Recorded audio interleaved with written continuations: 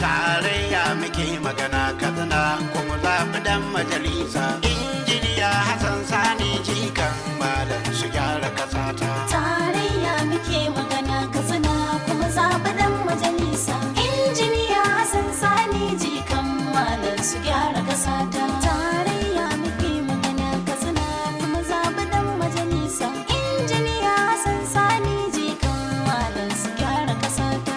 Ya Allah gwanin sarki haba ni yau tun ɗazi ina nan jiran ki kawai nake yi To Allah sa dai ba laifi na ba.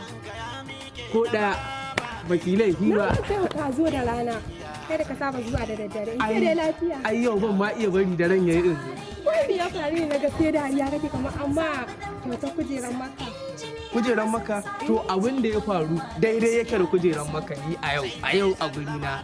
Me ya faru haka? Baki da labarin honorable Hassan Sani Jikan malam tsohon dan takarar dan majalisar tarayya. Na dai ji ana faɗi. Honorable Hassan Sani Jikan malam fa tsohon dan takarar dan majalisa kuma jajirtaccen matashi wanda yake kishin matasa saboda gogaggen dan siyasa ne garkuwan distinguished Senate Audu Soja. Honorable Hassan Sani Jikan malam kai ai matashi ne wannan mai son cigaban talakawa Ya ka. kuma matashin tsaye yake da kawabuwansa. Ba ma tsoho bane ashe. Matashi ne Honorable Hassan Sani Jikan malam yana son cigaban matasa yanzu haka ya ɗauki nauyin wasu matasa a koyar da su karatun injiniyarin masu haɗa sola ɗin nan mai amfani da hasken A rana. dole kai farin ciki. To ya ɗauke Wani yana jin su cikin farin har yan ciki. uwan mai ɗau ni duk da ban da ni to amma na ji daɗi. Eh, mana. Ya ɗauki yan uwan mu ai Kila ma hada ƴan uwana tunda dai kaga tun da safe na bar gida. ba mamaki. Ba na tsindiwa cikin farin ciki. To ai ba shi kaɗai ba da kuma sarkin yakin minista na gidaje Aktat Musa Ɗangiwa. To ai wannan tafiya alkhairi ce. Tafiya alkhairi ce shi fa ina gaya maki Honorable Hassan Sani Jikan malam matashi ne kawai wanda shi yana so matasa su zo a dama da su.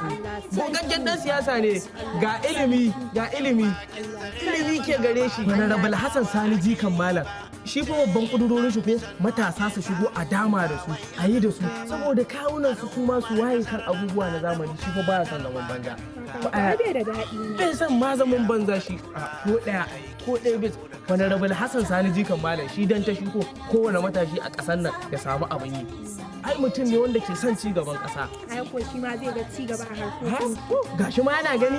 Ai yana gani alhamdulillah. Me irin taimakon nan anya a duniya na ai ba su da yawa irin Yan kaɗan ne amma ire-iren su yan kaɗan ne. Kuma ɗan boko ne sosai saboda ya karanta ketoce makal a Cana ya karatu.